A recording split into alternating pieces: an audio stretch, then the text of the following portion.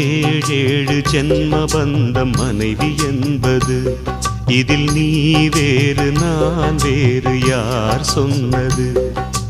கல்யாணமே ஒரு தெய்வீகமே, சம்சாரமே அதன் சந்தோஷமே, ஒரு வானும் நிலவும் பிரிந்து வாழுமா?